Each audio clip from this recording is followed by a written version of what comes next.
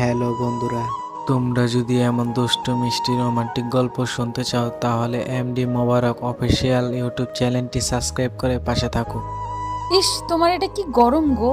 এটা এত গরম হয়ে আছে কেন? শীতকালে কি সবকিছু তোমার ঠান্ডা চাই? শীতকালে একটু গরম থাকতে হয়। গরম থাকবে সেটা ঠিক আছে, তাই বলে এত গরম? মনে হচ্ছে আগুন হয়ে আছে এটা। গতকাল ঠান্ডা ছিল তাই বকেছ তো, তাই আজকে গরম। কিন্তু আমার কপাল দেখো, আজকে গরম বলে কথা শুনতে হচ্ছে। আরে বোকা, গরম দেখে কি আমি তোমায় কিছু বলেছি নাকি? আমি তো একটু মজা করেছি তোমার সাথে। গরম জিনিস আমার সবসময় ভালো লাগে বেশি। তাই নাকি? যাক, আজ থেকে সবকিছু গরম গরম পাবে একদম। এবার ঘুমিয়ে পড়ো। আমি একা কেন ঘুমিয়ে পড়বো? তুমি কি জেগে থাকবে নাকি? আমি তো আজ সারা রাত জেগে থাকবো। জেগে জেগে তোমায় গরম উষ্ণতা দিব, আর তুমি শান্তিতে ঘুমিয়ে থাকবে। না, আমার এত গরম উষ্ণতা চাই না। আমার স্বামী আমায় তার বুকে জড়িয়ে নিয়ে ঘুমিয়ে পড়বে, সেটাই চাই আমি।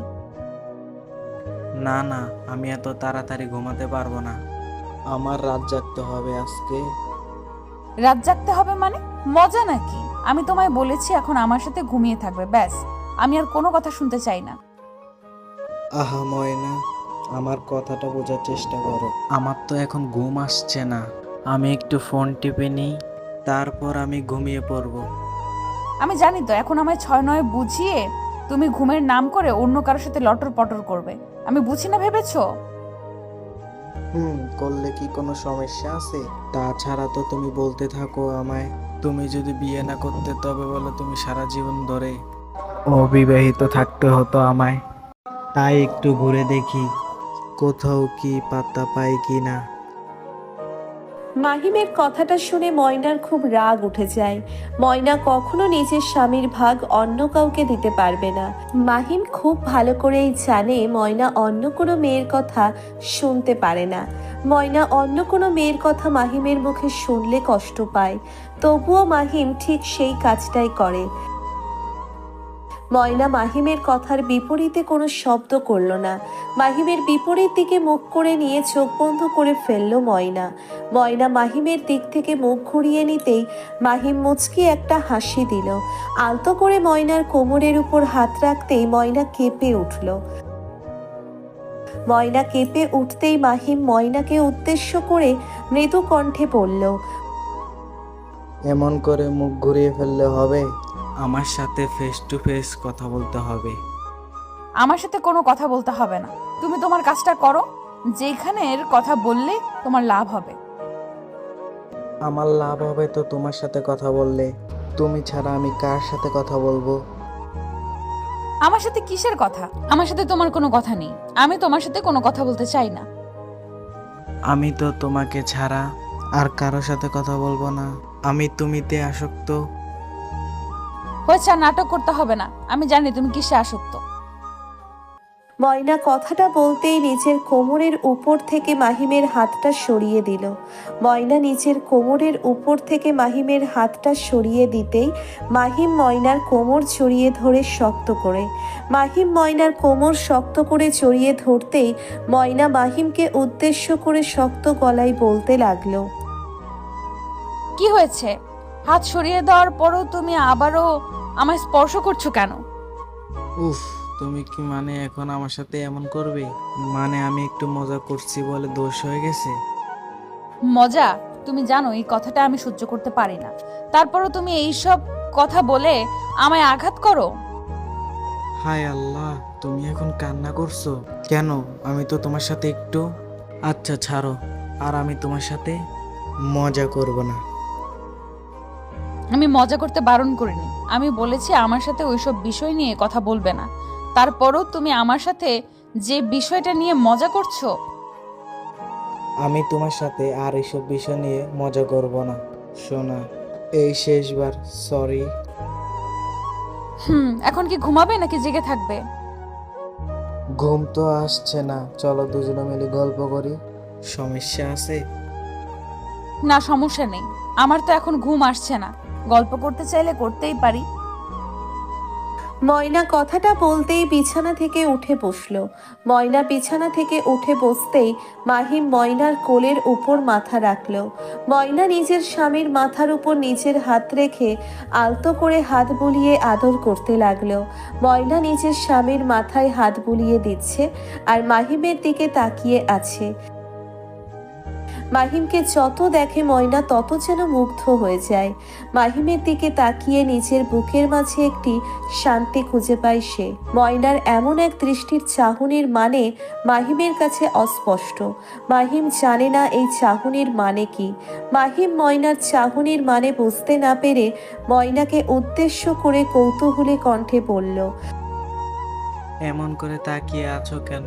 কি হয়েছে? কিছু না, আমি আমার লাইফের সুপারস্টারকে দেখছি, তাই তাকিয়ে আছি। কে সুপারস্টার? আমায় দেখতে দেখা যায় ভিলেনের মতো। আমি কি করে সুপারস্টার হলাম? মাহি, সেসব কি আর তুমি বুঝবে বলো? আমার চোখে তুমি সবসময় সুপারস্টার ছিলে, আছো আর সবসময় তাই থাকবে। ও মা, আমায় এতটা ভালোবাসো তুমি? ইস, আমায় দেখো, আমি তোমার ভালোবাসা একটু বুঝতে পারিনি। কেন বুঝতে পারো না?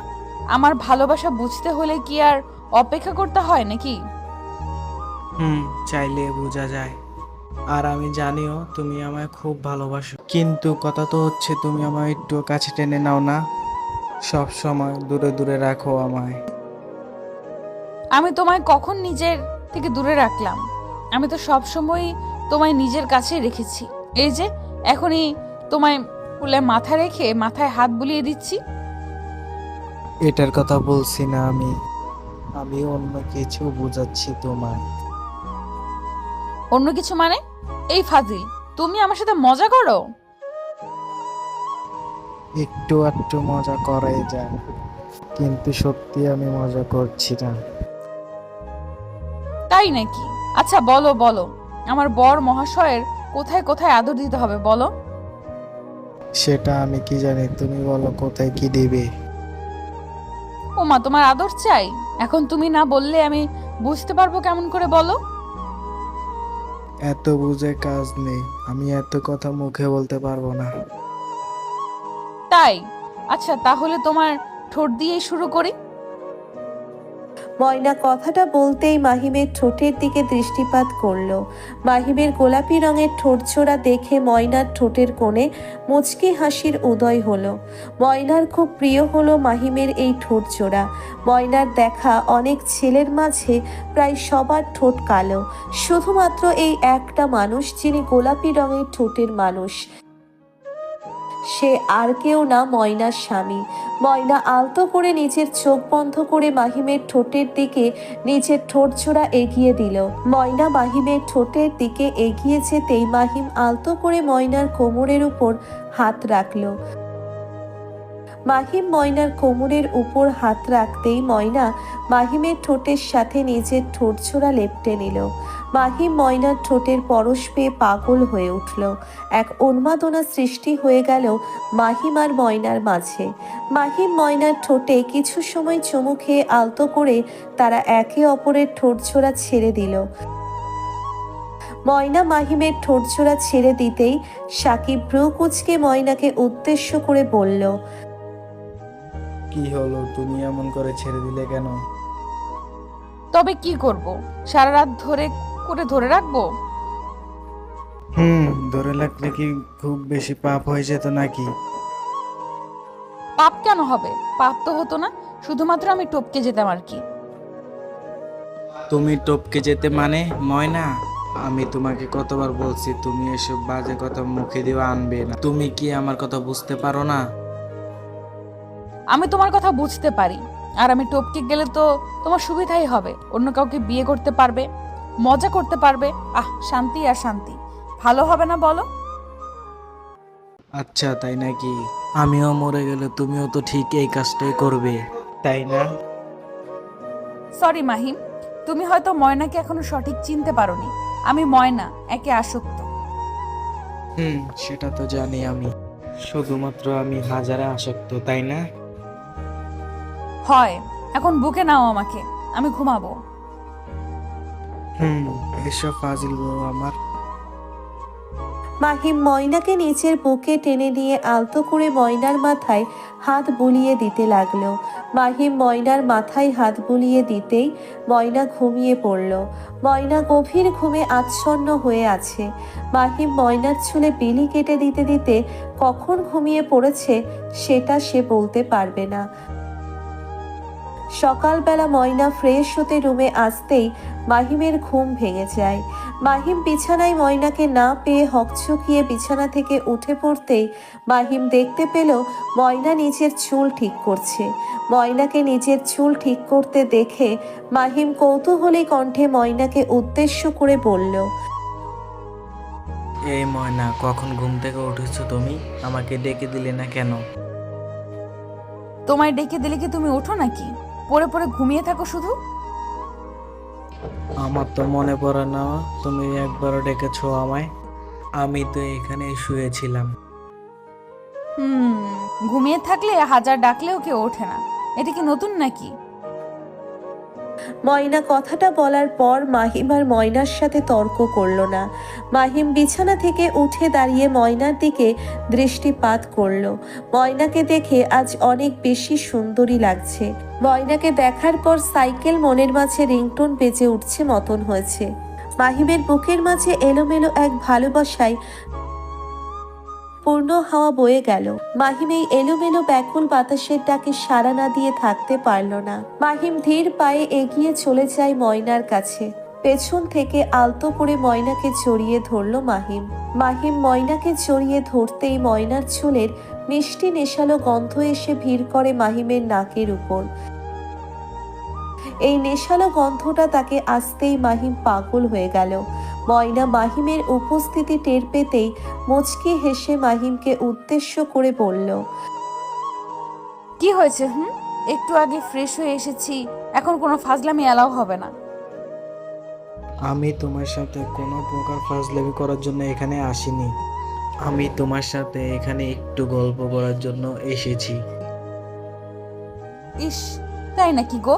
তোমার এসব গল্পের নামে করা ফাজলামির ঘটনা আমি খুব ভালো করেই জানি। সো আমায় আর বোকা বানানো যাবে না। আমি তোমাকে কখনো কি বোকা বানিয়েছি বলো? আমি তো তোমার সাথে একটু করে মজা করি, একটু, একদম অল্প। ঢং দেখে আর বাঁচি না। আমি তোমায় বারণ করেছি আমার সাথে ফাজলামি করতে। না মানে না, আমি আর কোনো কথা শুনতে চাই না। এমন করবে নিজের স্বামীর সাথে? বলি, একটু কি মায়া হয় না আমার জন্য তোমার? মোটেও হয় না। আর তোমার জন্য আমার মায়া কেন কেটে যাবে? আমি তোমায় বারবার করে বলেছি আমার সাথে ফাজলামি করবে না। সো নো ফাজলামি। ময়না কথাটা বলতেই মাহিমের সামনে থেকে উঠে দাঁড়ালো। ময়না মাহিমের সামনে থেকে উঠে দাঁড়াতেই মাহিমের মুখটা শুকিয়ে কুঁচকে গেল। সকাল সকাল মাহিম কত আশা করে এসেছিল ময়নার কাছে, এই ভেবে যে ময়না তাকে একটু করে আদর দিবে, কিন্তু তার হলো কোথায়? ময়না তো মাহিমকে সাপ সাপ অপমান করে তাড়িয়ে দিল।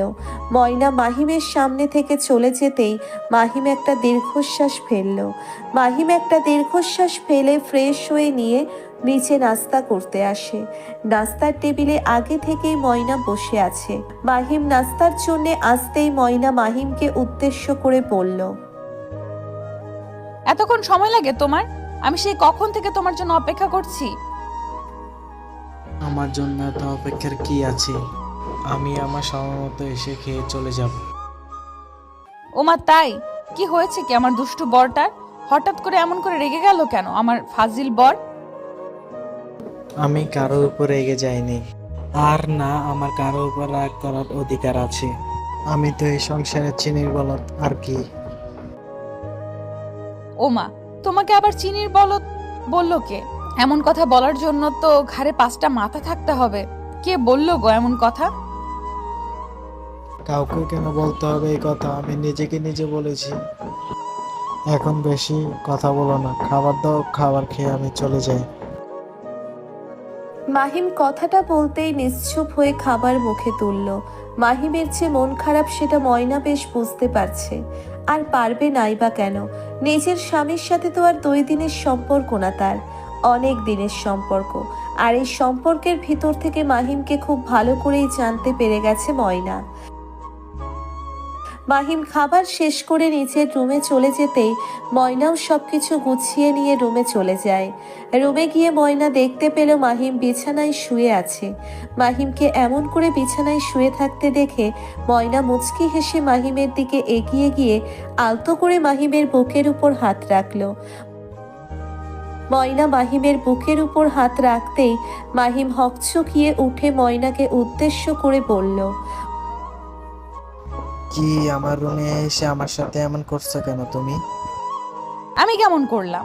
আমি তো একটু করে তোমার সাথে মজা করছিলাম তখন, আর তুমি তাতেই রেগে বোম হয়ে গেলে। এটা কি ঠিক বলো? দেখো ময়না, আমার এখন তোমার সাথে কথা বলার ইচ্ছে করতেছে না, আমি এখন আসি।